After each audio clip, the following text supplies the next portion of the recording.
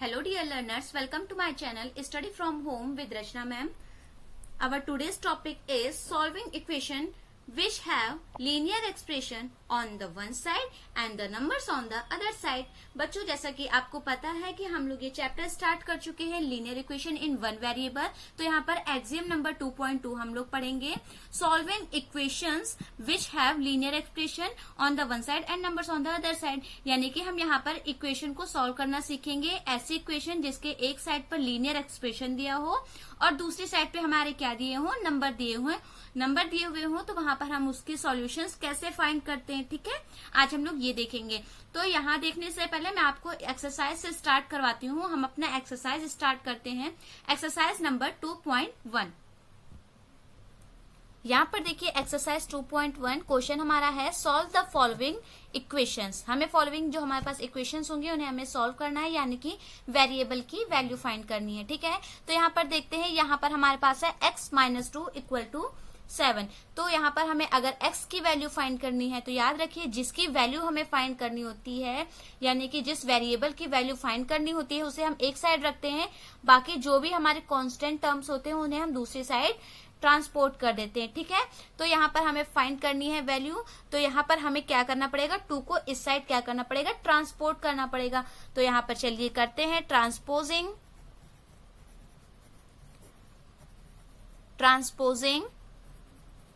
-2 to RHS, यानी कि right hand side की तरफ -2 को हम राइट हैंड साइड की तरफ क्या करते हैं, ट्रांसपोज करते हैं और देखते हैं क्या आता है।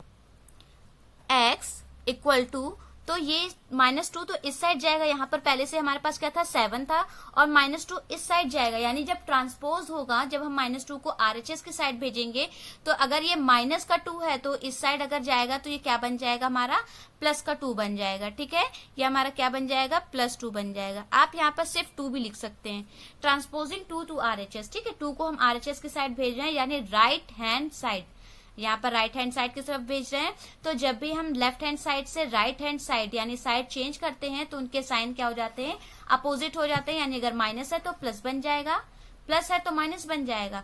अगर इस साइड मल्टीप्लाई है तो इधर जाएगा तो डिवाइड हो जाएगा, और अगर इस साइड डिवाइड में है तो इधर जाएगा तो मल्टीप्लाई में। तो यहाँ पर माइनस था तो हम इस तरफ से हमने इसको ट्रांसपोजिंग किया, तो यहाँ पर हमारे पास आ गया 7 + 2, और 7 + 2 हमारे पास क्या आ गया, 9।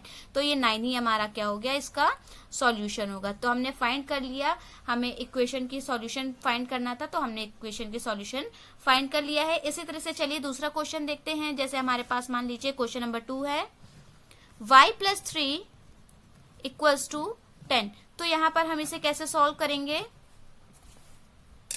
यहाँ पर हमें क्या करना पड़ेगा, ट्रांसपोज करना पड़ेगा 3 को, है ना। क्या करना पड़ेगा, on transposing 3 to right hand side.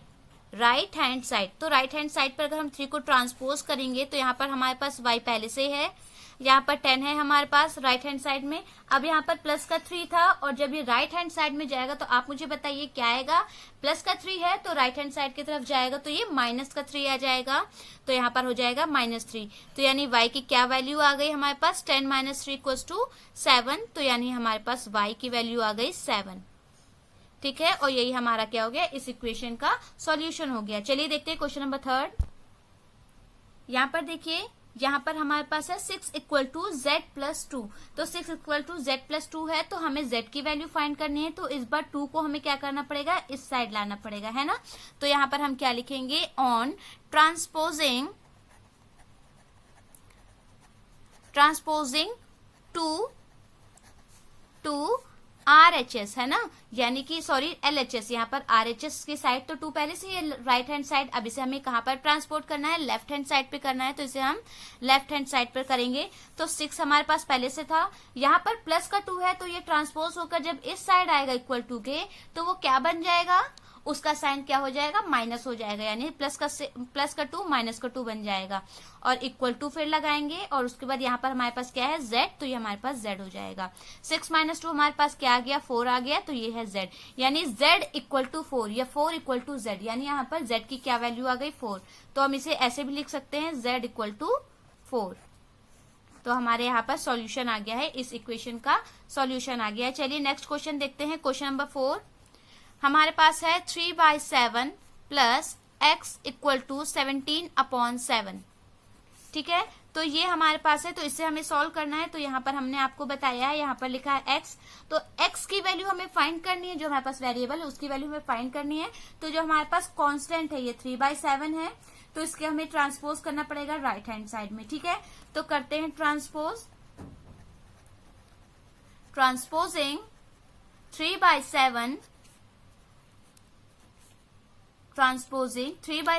To right hand side. ठीक है, राइट हैंड साइड की तरफ हमें ट्रांसपोज करना होगा। तो यहाँ पर ये तो इस साइड चला जाएगा, यहाँ पर क्या बचा, सिर्फ x बचा। तो यहाँ पर हमें क्या लिखना पड़ेगा, सिर्फ x। और यहाँ पर हमारे पास पहले से था 17/7, और ये हमने प्लस का 3, यहाँ पर देखिए ये कोई साइन नहीं लगा, इसका मतलब ये प्लस का है, तो प्लस का 3/7 है। तो यहाँ पर जब जो ट्रांसपोर्ट होकर जाएगा तो ये क्या आ जाएगा, माइनस का 3/7। तो यहाँ पर हमारे पास क्या हो जाएगा, माइनस का 3/7। और ये हमारे पास फ्रैक्शन आ गया, यहाँ पर हमारे पास डिनोमिनेटर सेम है, तो सेम है, तो यहाँ पर हम कॉमन 7 लिख लेंगे, और हमारे न्यूमरेटर आपस में माइनस हो जाएंगे। 17 - 3, तो 17 - 3 हमारे पास क्या हो जाएगा, 14/7। और आपको पता है ये बात कि हमेशा हम फ्रैक्शन को लोवेस्ट टर्म में रखते हैं, तो इसे हम कट कर देंगे। 7 1 = 7, 7 2 = 14, यानी हमारे पास x की वैल्यू क्या आ गई, 2/1 कहिए या फिर 2 कहिए, अपॉन में 1 कोई मतलब नहीं है ना, तो यहाँ हम x लिख देते हैं। और ये हमारे पास x की क्या वैल्यू आ गई, 2 आ गई।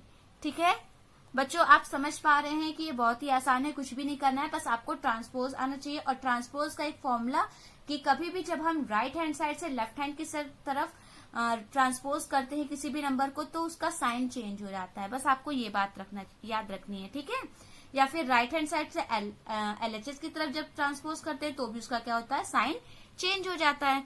तो यहाँ पर हम देखेंगे क्वेश्चन नंबर 5, हमारे पास क्वेश्चन नंबर 5 है 6x = 12।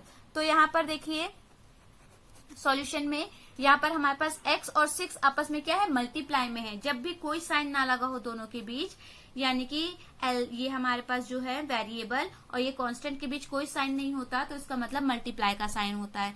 तो ये 6 × x लिखा हुआ है इक्वल टू 12 है। ठीक है, तो यहाँ पर 6 मल्टीप्लाई में है, हमें x की वैल्यू फाइंड करनी है, तो 6 को हमें क्या करना पड़ेगा, ट्रांसपोज करना पड़ेगा राइट साइड में। तो हम यहाँ पर करेंगे ट्रांसपोजिंग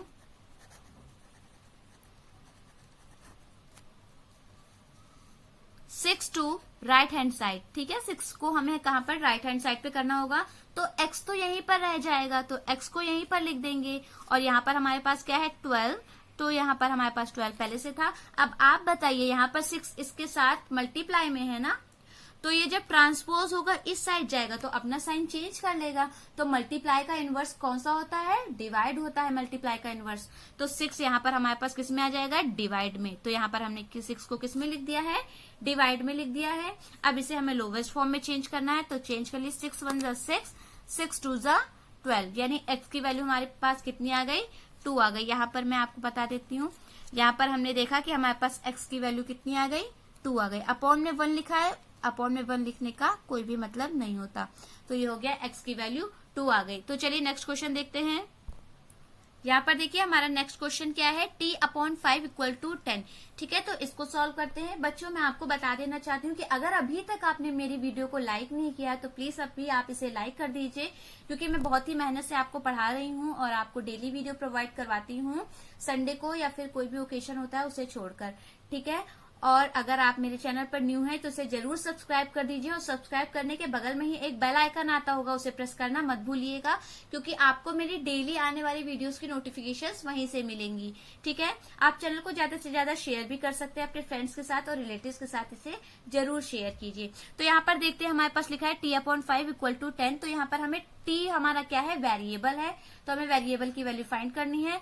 तो यहाँ से हमें कांस्टेंट को क्या करना पड़ेगा, ट्रांसपोज करना पड़ेगा। तो चलिए यहाँ पर हम करते हैं transposing 5 to RHS, transposing 5 to RHS, यानी 5 को हम किस साइड सेंड कर रहे हैं, RHS की तरफ, यानी राइट हैंड साइड की तरफ। तो यहाँ पर सिर्फ क्या रह जाएगा, t रह जाएगा।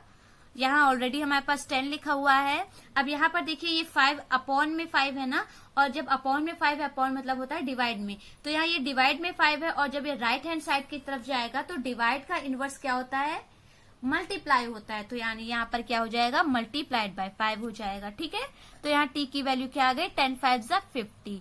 तो हमने देखा हमारे पास t की वैल्यू कितनी आ गई है, 50 हमने फाइंड कर लिया। ठीक है लर्नर्स, मैंने आपको आज क्वेश्चन नंबर 6 तक करवाया है। इसके आगे के क्वेश्चंस मैं आपको नेक्स्ट वीडियो में करवाऊंगी, तो आप लोग मेरे साथ जरूर जुड़े रहिए और डेली ही आप मेरे वीडियो को लाइक कीजिए और वॉच कीजिए।